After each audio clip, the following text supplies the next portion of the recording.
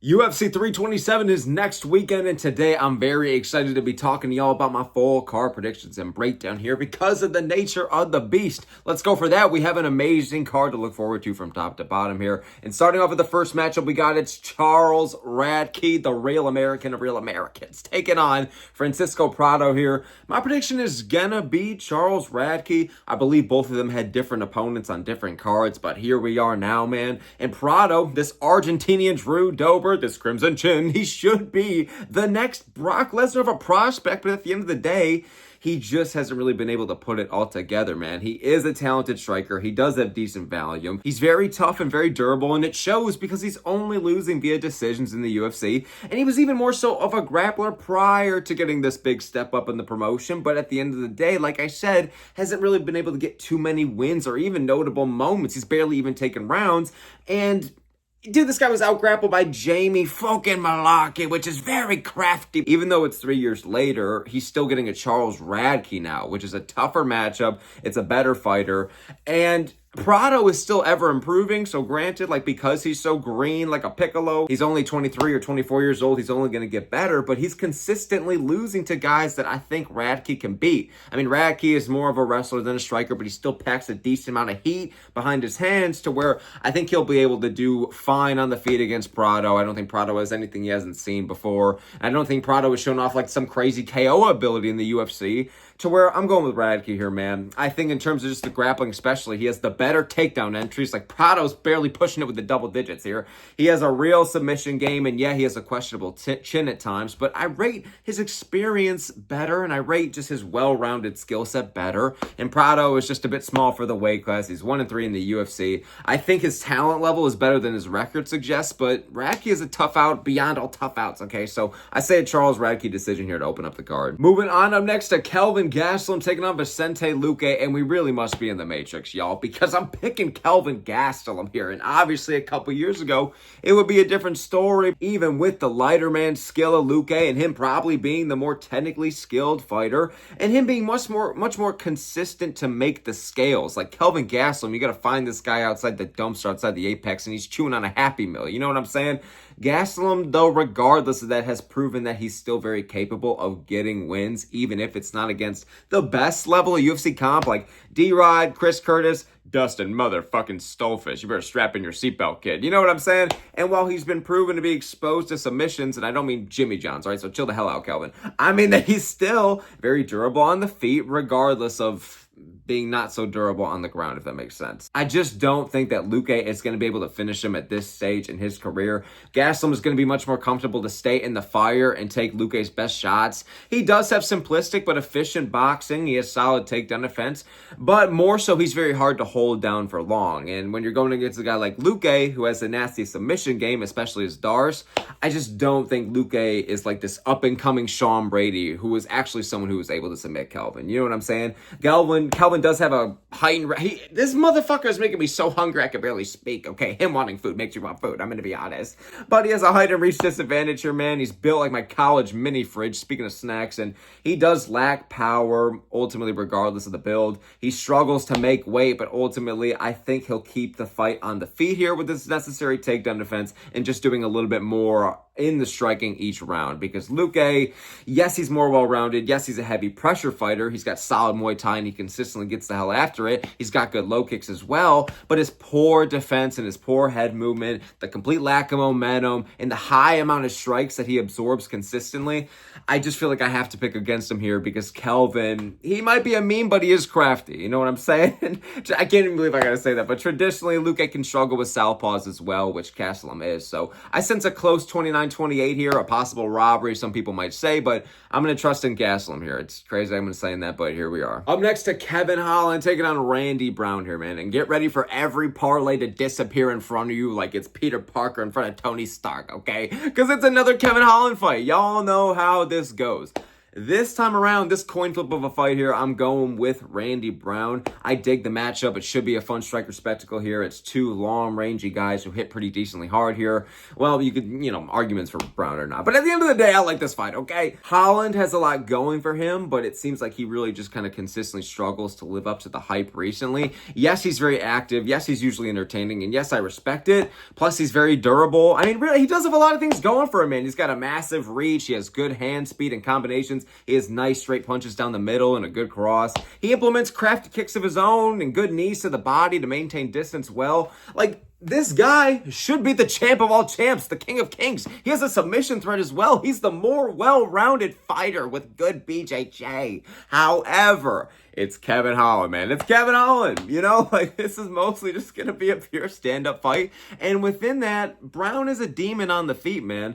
I favor his wins. I favor the talent behind his hands. Like, he can be a bit of a decision merchant. That's why I was saying earlier, okay, the power, it's kind of on and off. You know what I'm saying? But he usually is a very dynamic striker regardless of the power being on and off. He usually does very well at controlling the pace, and he is going to be the more composed fighter here. I also think that he has the good enough defensive wrestling and takedown defense, plus the better fight IQ and the better cardio to where, yeah, he could be chinny, but ultimately he has the necessary tools to where Holland kind of needs a KO here because I lean towards the striking of Brown just being better. And Holland hasn't KO'd anyone in what feels like 50 dog years. You know what I'm saying? And Holland's going to be pressuring him early. Holland's got a great chance to win here. The odds are close for a reason and a half. And Brown can fade against high-level aggression. But is Holland as high a level as we hype him up to be? Like, I've picked him a lot in the past, and he's won for me a lot in the past. But when now he's losing to Mike Mallet, and he's looking like Yamcha, when he got blown up by the Cyberman, he's just laying like all this on the ground. That's how Holland was looking, literally, against Mike Mallet. He's losing to D-Rod, and yes, a great fight, and yes, a very competitive back and forth.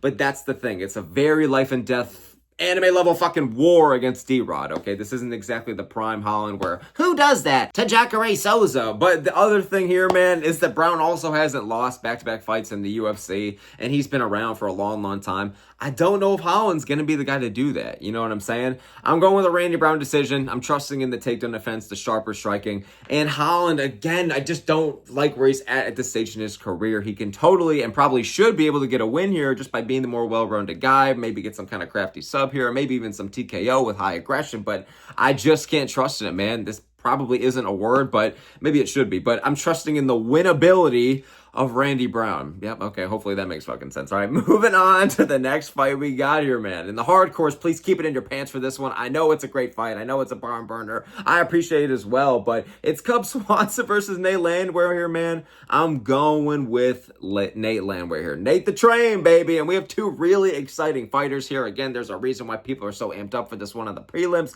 because Landwehr is an absolute grinder. He puts on a heavy pressure, heavy pace, and he has the cardio to back it up. This guy is a walking highlight. He's a walking bonus, okay? And now there's $100,000 at stake, okay? I hope he gets it. He has a big forward motion style. He's a very tough son of a bitch with an iron will here. He's prone to being dropped, though, and placed in bad positions, which, he lives by the sword, dies by the sword. It kind of comes at a cost sometimes.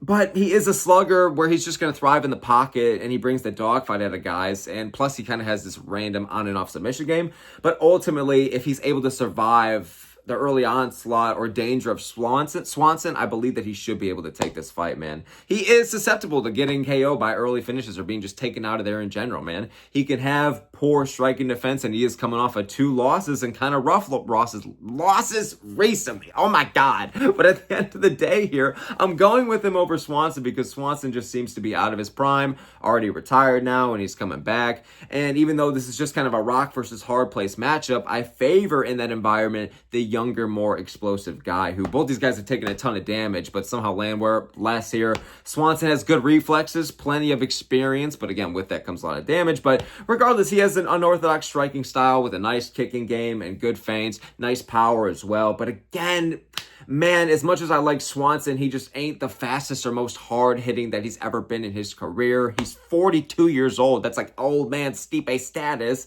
And as much as I like and respect Swanson here, he's taken plenty of damage over the years to where I'm trusting in Landwehr to where it should be a sick fight, but a round 2 TKO for Nate the Train, baby. Moving on up next to Matus Gamrot versus Esteban Ribovics. And Argentina, stand up, man. I would love love a Ribovics upset here, and he does deserve this opportunity to be ranked, but styles make fights, and I think Gamrot's about to do a great job of neutralizing Ribovics and getting a 29-28. Gamrot can be chinny, for sure, man. Here and there as well, he could put on stinkers, which definitely doesn't help just his reputation, but he is the BMF of stepping in on short notice and taking on anywhere, anytime. I gotta respect that. And on and off, he can have really fun fights. And the thing is, he's underratedly very hard to not only finish, but just beat in general, man. You know what I'm saying? Ribovics is such an exciting fighter, and I think he has a great chance to win here, but I don't know if I'm necessarily going to be trusting in him to win. Every time he's fought lately, it ends up being a fight of the month, so I have to rate the consistency that he brings, a heavy pace, heavy pressure, willing to die in there every time. He's putting on bangers, okay? And I'm glad he's finally getting a crowd. He has high volume on the feet, always willing to engage in the pocket like he's about to marry the game itself. Brawl heavy style that can pop the chinny Gamrot here and probably get some kind of TKO, but Gamrot, despite not having great durability, he does have great survivability. And I feel like that, yeah, he might get knocked down in this fight at some point, whether at the very first 10 seconds or the very last. But I do think he'll be able to take the earlier late onslaught of Ribovics, man. He has, Gamrot here, underrated striking of his own, especially defensively. And even though Ribovics clearly is the better pure striker here and does have much more power here, like as much power differential as like baby Gohan versus Majin Buu, okay? But ultimately, I just think that Gamrot's going to do a great job of getting his takedowns going. He has good chain wrestling and transitions, and I just trust that throughout the fight, he'll be able to mix it up on the ground. He has mostly good fight IQ, and he can also maintain a high pace similar to Ribovics, but just the grappling version. You know what I'm saying? Even though Gamrot lacks power, and I know the judges and Big Ol' Dana are going to be against him here, I do rate his higher level experience here, though. Ribovics is crazy with his output. He's very aggressive and violent, but there's a clear experience and grappling gap, and this is the best wrestler that Ribovics has ever fought by far. So I sent a 29-28 for Gamrot, and this one just reeks. It stanks of a split decision where a lot of people are going to say that Ribovics maybe won on damage, but I'm going to trust in Gamrot here, man, via 29-28. Up next to Patricio Pitbull taking on Aaron Pico for the feature prelim here, man, okay? And I got to address two things. One, the betting odds. Like, this is just that one on the card where I'm not going to go with Pitbull. I am going to pick Pico. But why is Pitbull a 3-1 underdog from what I'm looking at right now? I feel like that this should nearly be like, not a pick 'em, but much closer odds. You know what I'm saying? It's fair that Pico's the favorite, but I got a bad gut feeling about this one. You know what I'm saying? And two, this is the only fight in the card where, honestly, I don't really like the matchmaking. Like, we literally have a 2024 Bellator main event here, but it is what it is. Like, it's a fine fight, and I love the rest of the card, so I'll take it. Again, I am going to be going with Aaron Pico here, and reluctantly, because again, I got that gut feeling because I think the odds are kind of disrespectful to Pitbull, but Pico is very well-rounded, man. He's explosive. He puts on a heavy pace. He has devastating shots to the body, powerful overhands, and overall solid fundamentals. However, he could be chinny, he could be reckless, and he could show poor decision-making, okay? I know he stepped into the hyperbolic time chamber after just losing to Lerone Murphy, but is that enough? He's much younger than Pitbull. Like, it's literally Pitbull was telling him bedtime stories a year ago, and I'm not talking about bedtime MMA, shout out, by the way, but I feel like that he's going to be able to learn from the aforementioned, I think I used that right, the one I just mentioned, Lerone Murphy loss. Plus, I know that Lerone Murphy is a decision merchant, similar to Pitbull, but at the end of the day, I think that Pitbull just has much slower reaction time and head movement, and overall, I think the speed and athleticism difference is going to be the reason I'm going with Pico here. Yes, he's green as a Yoshi, but I just think he has more room to grow, and I just think that Pitbull, at this stage in the game, lacks the necessary finishing ability or KO power to really hurt or damage or just maintain being ahead of Pico, who is just so aggressive for 3 whole rounds. You know what I'm saying? Pico is more on the level of an Ige, who Pitbull beat and looked good against, than a Yair Rodriguez, who I don't think Pitbull is really on the level of, and Pitbull looked like shit against him. You know what I'm saying? So that's kind of worrying for Pico if we look at it in that regards. Plus, I could see another patchy mix situation here where, like, everyone's hyping up Pico and Pico's hyping up himself at the big old pressers, and then he goes 0-2 in the UFC and he gets cut. I can see that being the situation here, but I just think that at the end of the day, I just cannot trust in the age and wear and damage, plus the physical disadvantages for Pitbull here. Pitbull is well-rounded. He's solid everywhere, man. He's got plenty of good Bellator experience. He's a good counter striker with solid kickboxing, and technically he could be very clean, but I'm just going to be going with a Pico 29-28 because this is just one of these fights where, regardless of how much I can rate a Pitbull, I just don't exactly know at this stage in his career, man, as he is closing in on 40 years old. So very reluctant on this pick, but I'm going with Aaron Pico via a 29-28 decision. Moving on to open up our violently but wonderful main card here, man. It's Azamat Murzakanov taking on Paulo Costa. And I've been preaching this for months, man, but I am going to be going with Paulo here. If you're asking me who the better fighter is, it's Costa. And if you're asking me who has the better experience, it's Costa. And Azamat's main path to victory here is to be doing to Costa what he's done to everyone else so far in the UFC, and that's to get a vicious KO over him, okay? Listen, I got to give Murzakanov credit where it's due. He is way more of a proven light heavyweight. He's also undefeated, and this is Costa making his light heavyweight debut here, which could work highly against him. And on top of that, the elephant in the room here, I know that Murzakanov's built like an elephant, but really, there is a massive power differential between the two. Like, Murzakanov has the power to control Satan's army from South Park, and Paulo Costa has the power of, like, this is going to be solid to decent for like Fantano standards. And that's about the extent of it, you know? He hasn't gotten really any finishes I can think of since like UFC was on Fox. And Murzakanov here, man, I truly believe this is a matchup to where, yes, a lot of people are going to pick him, but I think lighter man's skill is really going to be showed off truly. Costa, he might lack power, but he is a very technically sound striker. He has good body-to-head combinations. He has nice volume, but doesn't force anything crazy in the pocket. He has great body kicks, which he showed off really well against Kopylov, which is a win he really needed. And I know he's fought guys who don't hit nearly as hard as Murzakanov, but he has a very good chin. He's got durability that can last for days, man. And I think that's something that's very underrated when we compare him to like the Cheeto Veras and the Holloways and the Marvin Vittoris. Like Costa could arguably be up there, you know what I'm saying? His only TKO loss is to Prime Adesanya, and even then he didn't exactly get flatlined. I just think that Costa is gonna be faster. I just think he's gonna have the necessarily good enough head movement and reaction time, and he's just gonna be able to frustrate Azamat by evading his biggest shots and circling around the outside while still getting his offense going. This fight just reminds me of a light heavyweight version of like Sergey Pavlovich getting frustrated in there and having rounds stolen away from him against Alexander Volkov here. I think Costa is going to be able to take some kind of decision. Azamat is very powerful and undefeated for a reason. He actually has pretty accurate striking for the heavier weight classes, and that left hand should make everybody worry, man. It's extremely dangerous, but I feel like he does just kind of plod forward until he eventually gets that fight-ending connection. I think he is very one-dimensional, and this could easily just be like Rockich, like just a round one KO, but I am going to be trusting in Costa here. I've been saying this since the fight got announced, and I feel like this fight, again, is going to be something where either going to be very, very right if you're picking this one right, or you're just going to be very, very wrong if you're picking it wrong. You know what I'm saying? But I'm going with Paulo Costa. Moving on to the next one we got here, man. It's Dominic Reyes taking on Johnny Walker. And what I'm about to say, I'm going to say with the utmost, the biggest respect to both of these gentlemen here, because they're about to go to war like it's prime Forrest Gump here, okay? But I just feel like I don't have much to say about this one. Both guys are good strikers, but let's be real, this is a coughing baby versus coughing baby type of matchup here in terms of their durability and their chinny chin chins. I'm sorry for saying that.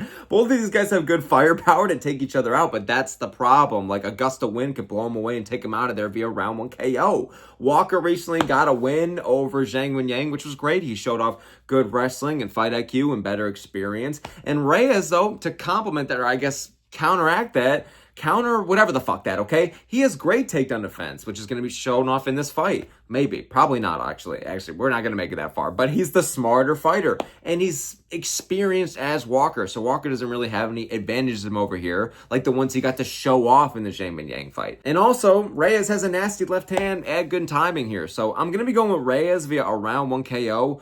Walker is more well-rounded, and he does have creative, unpredictable striking, lots of spinning attacks, lots of flying knees. But I'm going with Reyes because I trust in his chin more, I trust in his power more, and Walker just doesn't have the same counters as Ulberg, or just really isn't as high a level as a Prochazka or Blachowicz. I can't justify that Ryan Spann loss, okay? There's nothing I can say about that for Reyes, unfortunately. But at the end of the day, this is either going to be just a vicious round one knockout or a stinker of like an Ngannou versus, who was it? It was Lewis. There we go. My mind literally does everything in its power to try and forget the misery that we just sit through. I don't think it's going to be that. It's going to be vicious. It's going to get out there quick. I'm going with Dominic Reyes via round one KO. Moving on up next year, man, to Curtis Blaydes taking on Josh Hokit. I love this fight, to be honest with you, dude. Like, I'm excited to see the presser, to see Hokit chirp as shit. And I was originally going to go with said slight underdog of Josh Hokit, but I changed up on him. I'm sorry. I like both guys here, but I'm going with Curtis Blaydes. Hokit is a nightmare matchup for Blaydes, hence why I was going to go go with him. He's someone that's good enough to meet him in the wrestling and the striking due to how athletic and well-rounded Hokit actually is. Plus, he's got nasty finishing ability in all regards. Plus, I feel like Hokit's going to force a heavy-paced fire fight where we're going to see some crazy exchanges on the feet and some actually good heavyweight scrambles. I got to pinch myself and make sure that's real. I just said that. Heavyweight scrambles. Holy fuck, call the cops. Because both guys actually have the necessary above average, actually good wrestling here, okay? Yes, Blaydes usually loses by KO when Hokit does have that necessary power and is going to be able to meet him, like I said, in the wrestling. But ultimately, what changed my mind, and keeping all of this into account, all these kind of advantages or things that Hokit has going for him to be able to get it done, plus the fact that Hokit is undefeated at 8-0, ultimately, I just think that this is a massive step up in competition here, okay? I know that heavyweight works like a nether portal and nothing really makes sense, but Blaydes has only lost to the very best. And when I actually went,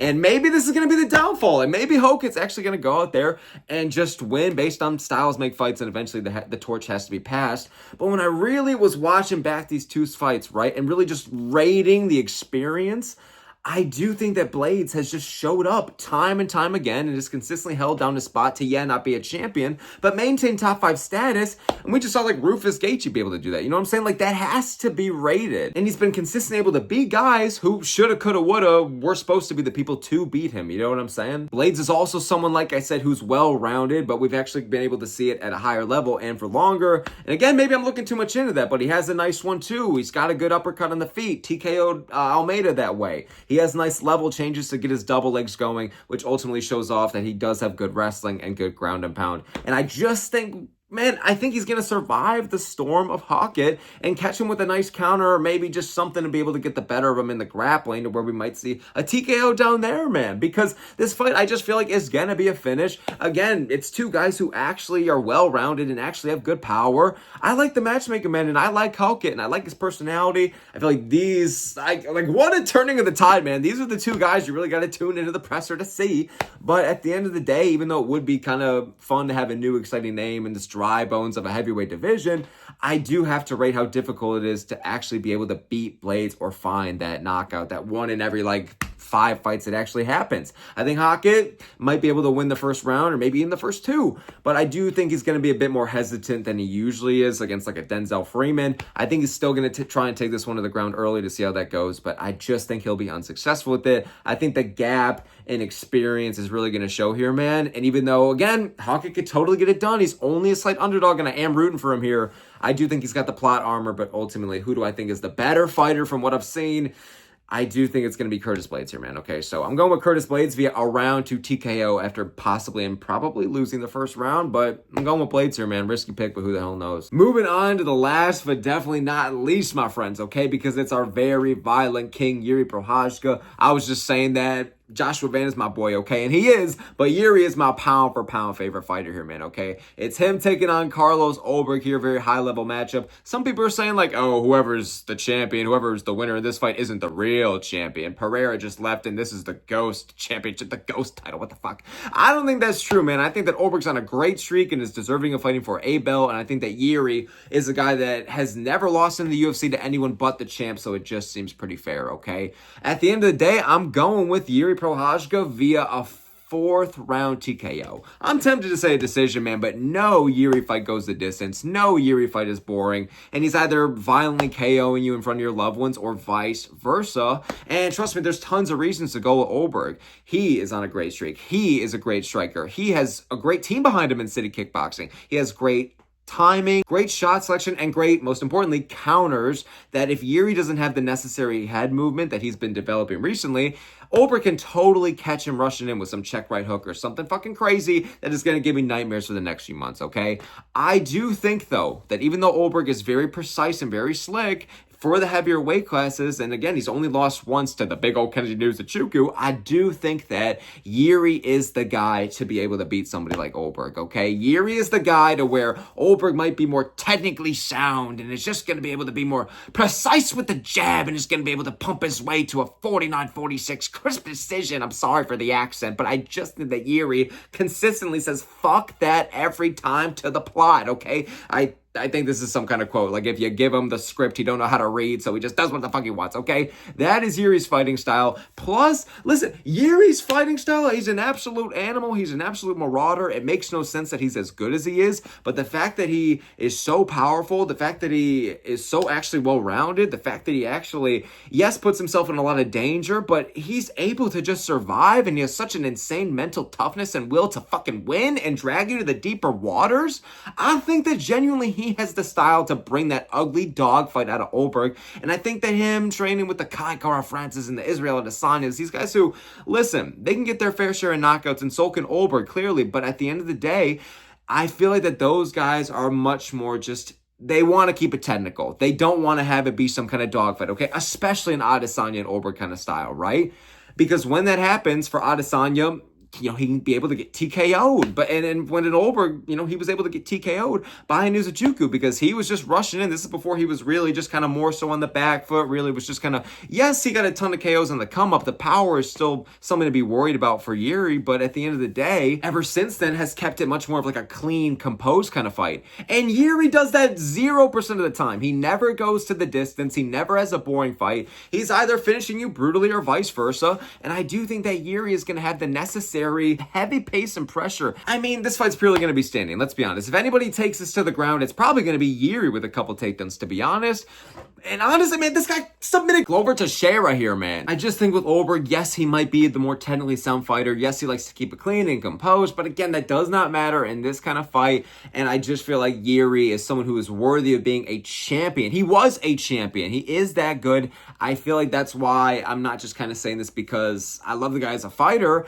But I think Ulberg's got a real chance, man. Ulberg is a great striker in his own right with underrated power. But when he goes against a Blachowicz or an Ozdemir, guys who are at that higher level, but they actually have good chins, it's a bit of just like a slow decision. But again, for the millionth time, I don't think that's going to be this fight. Ultimately, why I'm going with Yuri, okay? He has more ways to win. And even if Ulberg connects with that perfect shot that might hit devastatingly hard, Yuri has that power like he's fucking Conquest from Invincible in his own right, okay? So I'm going with the Yuri Prochazka 4th round TKO. Again, for some reason, just tempted to be like, oh, I'm going with the Yuri decision. But I just do not believe that will ever happen. And if it does, I might not even still be on this earth, okay? One Piece might be over. Joe Rogan might have hair again, right? I'm going with Yuri Prochazka 4th round TKO. Very excited for this fight. Really looking forward to it. And again, I think whoever wins this one is worthy of being the champion for the division. Moving on to the blanks of the card. All of them are self-explanatory, but I will get to each one as I get to it. Starting off with the underdog of the card. Which of these underdog picks am I the most confident in getting it done?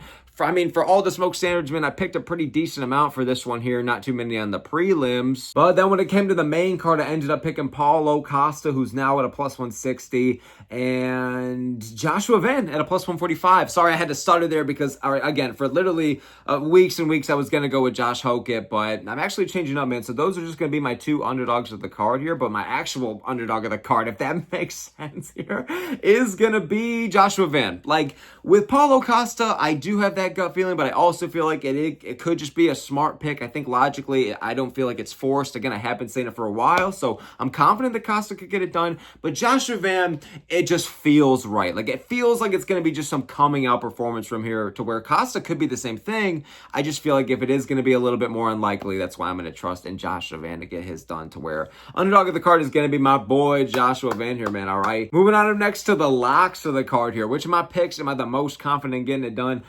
This is like my 5th take doing this. I literally have spent minutes doing this because I can barely think of anyone I can genuinely call a lock. Like, the main card is full of 50-50 unpredictable fights, man, that could totally go either way, right? Tons of coin flips, and the prelims are the exact same way. Pico is the only 3-1 dog in the entire card. You can barely find any people that are, or any fighters that are, same thing, that are over 2-1 favorites. So it's just like so unpredictable of a card. But if I had to go with one, just one, I usually go with like 2-4. I can only do one for this one because I am just not confident nearly as much in the rest of these, I guess, okay? Because it's such an unpredictable, fun card, and that's how we want it, by the way. We love cards like this, right? We want the ones that get us thinking, but I'm going with Charles Radtke. I'll keep it as Charles Radtke. That's just going to be the one lock of the card. Not much to say. I guess that is just the pick. It ended up being the one I'm the most confident in comparatively to the rest of these, man. And even Radtke, I can see losing, okay? Moving on to the banger of the card, and I'm going to be doing the card rating. Also in the Ben Askren Mobile right now, I got to re-record this because Van and Tyra got canceled. Fuck my life, okay?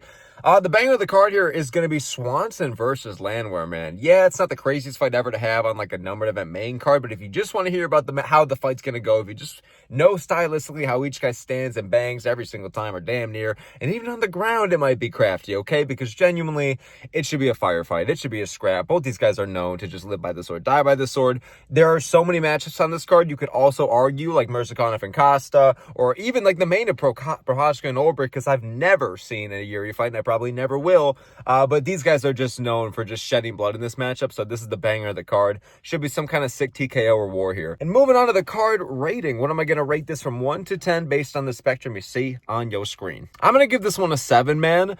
Tempted to go a little bit lower just because of all the cancellations, like having the Torres and Dariush fight off, having the co-main of the title fight be off. I think there was like even some more. Maybe I'm tripping about that, but there have been some significant ones. And to sum it all up, man, Murzakanov and Costa was supposed to be the feature prelim, and now it's the co-main. You know what I'm saying? So overall, though, this is a 7 out of 10 card because it is good. You really have to kind of hunt to find too many bad things about it. But at the same time, I can understand due to all the recent cancellations over the past couple weeks, and hopefully that's about it and there's not more, because I really, really liked how the card looked, man. And the fact that we kind of lost a couple of those fights, it does suck. But I'm going to give this one a 7 out of 10 anyways because it is good. There's a lot of name value. It's a great main event and a main card that should be violent. And with a lot of fun matchups, and most of the matchmaking, this entire card makes sense besides like maybe the Bellator main event, like I was saying, and like, I don't know, man. The reason I'm not giving this higher is because I think there's been much crazier cards, but definitely deserves to be good enough to be good, man. Like Holland and Brown on the prelims. You got a guy like Gamrot on there and Gastelum on there and Radtke on the prelims as well. So there's a lot of name value. And again, I'm happy with most of the matchmaking on this card. And whether I'm a Yuri fan or not, which I heavily am, it makes me love this card even more. So I'm going to give this one a 7 out of 10, man. Should be a lot of fun fights. Should be a lot of violence on display without a lot of controversy and bullshit. 7 out of 10 is, I feel like, deserved here. Good card, but just nothing crazy. Let me know what you would rate this in the comments below. Let me know what your locks and underdogs are, your picks in general, and let me know what you think of mine. If you made it this far, as usual, guys, thank you so very much for giving me your time and attention. I endlessly really appreciate it. Whether you're drunk, whether you're high, whether you're sober, whether you're with your buddies, or whether with yourself, I hope you have a great time watching the card this weekend. Truly, it should be a lot of fun, so I hope you guys enjoy it, and thank you so very much for making it to the end of the video. Let me know your thoughts. All the smoke here. Appreciate y'all. Have a good one, guys.